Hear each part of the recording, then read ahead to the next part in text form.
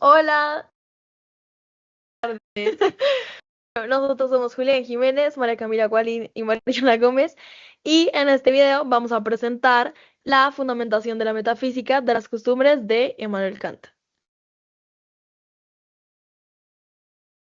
Entonces, bueno, básicamente nuestro objetivo, perdón, ya, básicamente nuestro objetivo es explicar cómo Kant entiende la moralidad y defender la tesis que para él la moral solo puede fundamentarse en la autonomía de la voluntad y en el imperativo categórico.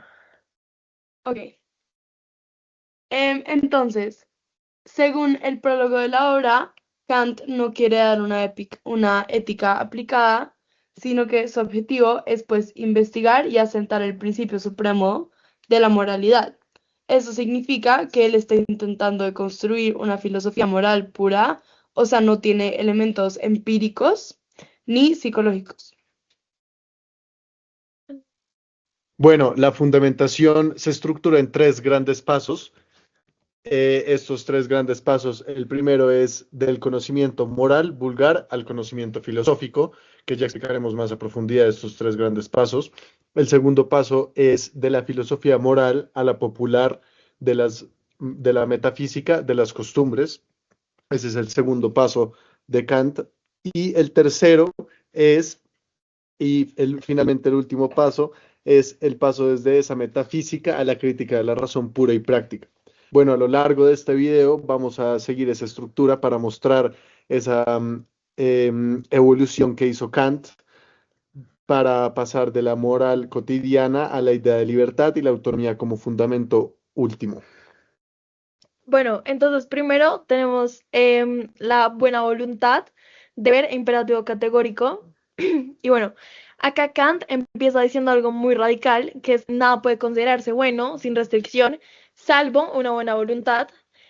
Como talentos, virtudes de carácter, riqueza, incluso la felicidad, pueden volverse peligrosos si la voluntad que los usa no es moralmente buena. Ok, entonces, ¿qué significa, según esto, la buena voluntad? Según Kant, la buena voluntad no es buena por los resultados que consigue, ni por la cantidad de placer que le pueda dar a una persona y a un ser humano, sino que la voluntad es buena por el querer, incluso si ese querer pues no logra el objetivo. Entonces, según Kant, pues es como que el valor no depende del contexto de la acción, sino que de la acción misma. Ok, entonces, para aclarar esto, Kant introduce el deber y distingue entre esto las acciones conformes al deber, pero hechas por inclinaciones o intereses, y acciones por deber realizadas solo por respeto a la ley. Solo estas últimas tienen verdadero valor moral para Kant, porque lo que cuenta no son las consecuencias, sino la máxima, es decir, el principio subjetivo desde el que actuamos. Bueno, entonces después pasamos a la primera formulación del imperativo categórico. Em, la, la idea central del libro es literalmente el imperativo categórico y de aquí Kant llega a la idea de que el deber es la necesidad de una acción por respeto a la ley y esa ley no puede depender de nuestros deseos. Por eso Kant formula el principio así. Dale, Mari. Entonces, esto se llama la fórmula de la ley universal. Significa que para saber si mi acción es moral, tengo que preguntarme que si podría querer racionalmente que todos actuaran por esta. Ah, ok. Entonces, O sea, obra, Kant formula el principio así, que dice obra según, solo según una máxima tal que puedas querer al mismo tiempo que se torne ley la ley universal. universal. Entonces, esto lo que significa es que las personas tienen que preguntarse si podrían querer racionalmente que todos actuaran según la misma máxima. Ok, entonces, para dar un ejemplo de Kant de este tema, se hace la pregunta, ¿puedo hacer una promesa falsa para salir de un apuro? Si universalizo esa máxima, cuando esté en problemas, ¿puedo prometer algo que no pienso cumplir? El concepto de promesa se destruye. Nadie creería en promesas.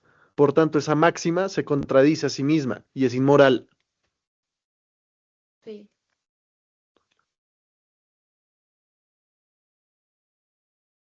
Y bueno, hasta aquí llega el segundo capítulo. Y entonces el primer capítulo nos mostró tres ideas claves, que son solo, la primera es que solo la buena voluntad es buena sin restricción. La segunda es que las acciones tienen un valor moral, pero solo cuando se hacen por deber. Y la tercera idea clave es que el criterio, saberlo, es el imperativo categórico en su forma de ley universal. Y bueno, después tenemos imperativos hipotéticos y categóricos. Y bueno, acá Kant busca explicar el principio moral de manera sistemática y empieza distinguiendo. Es que la foto está muy buena. Acá Ya no Kant. lo cagamos, weón. Otra vez. Otra vez. Marica, no puede ser. No pares, lo editamos. Ok, lo editamos. Oye, ¿seguro es que está grabando, marica? Sí. Sí está grabando, para. Bueno, otra vez. Ok, Mari. Desde esta. Desde esta. O sea, quita todo lo anterior desde que yo, ¿ok? Entonces, bueno, hasta aquí, entonces, el primer, no, Sí. no, vamos acá todavía, ¿ok? Ok. Hasta aquí, entonces, el primer capítulo nos mostró tres ideas claves. La primera es que solo la buena voluntad es buena, pero sin restricción. La segunda idea clave es que las acciones tienen valor moral solo cuando se hacen por deber. Y la tercera es que el criterio para saberlo es el imperativo categórico en su forma de ley universal. Bueno, Ok. después venimos con el imperativos hipotéticos y categóricos, y acá Kant busca explicar ese principio moral de manera sistemática. Bueno, básicamente Kant empieza distinguiendo entre imperativos hipotéticos y categóricos. Entonces, los imperativos hipotéticos mandan condicionalmente. Esto significa que si una persona quiere tal fin, debe usar unos medios específicos. Entonces, pues estos medios pueden ser técnicos o pragmáticos. Son técnicos cuando se refieren a la habilidad para conseguir cualquier fin y son pragmáticos cuando se refieren a la felicidad que todos deseamos. Por otro lado, el imperativo categórico, en cambio, ordena una acción como buena en sí misma, sin depender de ningún fin previo. Por eso solo el imperativo categórico puede ser llamado ley moral en sentido estricto. También, Acá tenemos las tres fórmulas del imperativo categórico, y es que Kant sostiene que hay varias maneras de expresar el mismo principio moral, y las tres maneras importantes son, la primera es la fórmula de la ley universal o de la naturaleza, que dice básicamente, obra solo según una máxima tal que puedas querer que se convierta en ley universal, o como si tu máxima debiera convertirse en la ley de la naturaleza. Aquí el foco o lo importante está en la forma de la máxima. La segunda es la fórmula de la humanidad como fin en sí mismo. Eso significa que una persona tiene que obrar de tal modo que use su humanidad, tanto en su persona como en la de cualquier otro, siempre al mismo tiempo como un fin y nunca simplemente como un medio. Entonces ahí, pues, yo diría que el centro sería, ya que el fin es la humanidad como algo que tiene dignidad y pues no se basa en ningún tipo de presión. y por último, la tercera fórmula es la fórmula de la autonomía y del reino de los fines. La voluntad de todo ser racional debe poder verse como universalmente legisladora. ¿Qué significa esto? Esto significa que, como dando leyes válidas para todos, de ahí surge la idea del reino de los fines, una comunidad ideal de seres racionales que se tratan mutuamente como fines y al mismo tiempo como legisladores de la misma ley.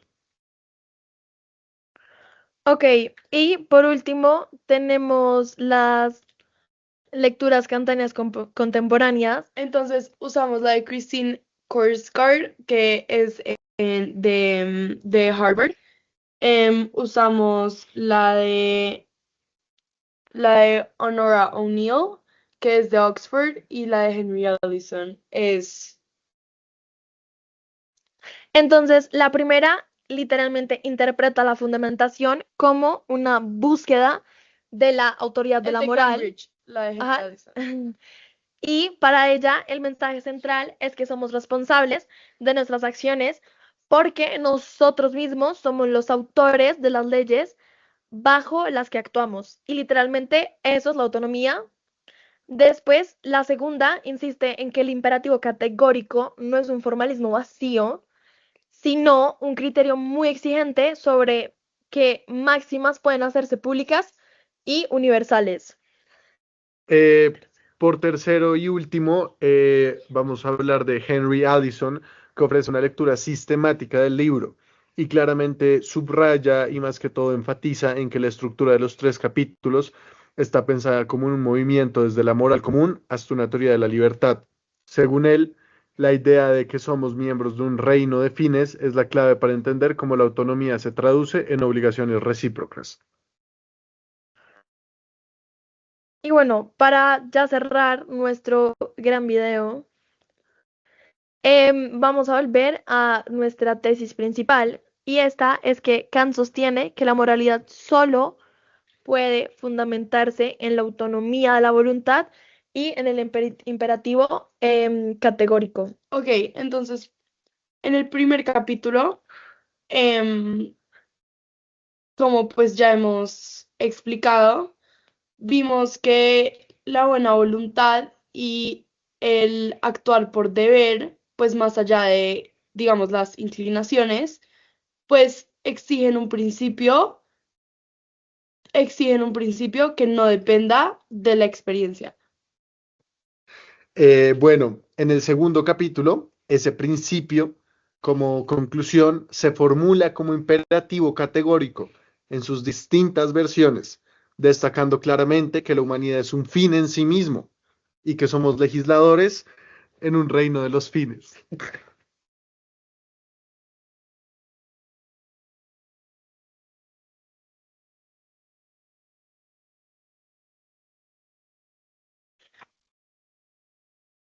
Bueno, entonces, No, y en el tercer capítulo, Kant conecta.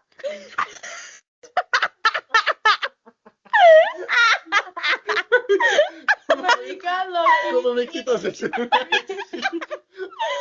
Bueno, editamos. Ya, editamos, dale, Hasta que empieza. Julián, ¿ok? Ya, Ya. solo faltas tú, solo faltas. 1, 2. ¿Por qué te cagaste la risa? Porque Maca coge y yo estoy leyendo y me empieza a hacer así con el celular. Y yo estoy leyendo ¿Para qué en el reino de los fines. Bueno, 1, 2, 3, desde acá editamos. Dale. Y en el tercer capítulo, Kant es donde Kant conecta ese principio con la libertad y la pertenencia simultánea al mundo sensible y al mundo inteligible, mostrando que la ley moral es expresión de nuestra racionalidad libre. Asimismo, la fundamentación de la metafísica de las costumbres no es simplemente un libro de teoría abstracta, sino se puede ver como un intento de mostrar que cuando actuamos moralmente, nos reconocemos como seres libres, también como seres autónomos y dotados de dignidad. Y bueno, muchísimas gracias por vernos. Feliz noche. Feliz noche. Chao.